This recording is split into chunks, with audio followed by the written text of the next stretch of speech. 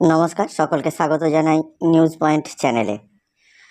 দীর্ঘ প্রতীক্ষার অবসান ঘটিয়ে আইসিটি কম্পিউটার টিচারদের আজকে যে স্যালারি বৃদ্ধির কথা ছিল বা বাজেটে যে স্যালারি বৃদ্ধির কথাটি ঘোষণা হয়েছিল সেটি জিও প্রকাশিত হলো। এটা এফেক্ট করবে 1 এপ্রিল 2024 থেকে, অর্থাৎ মে মাস থেকে আপনারা এই স্যালারি পাবেন।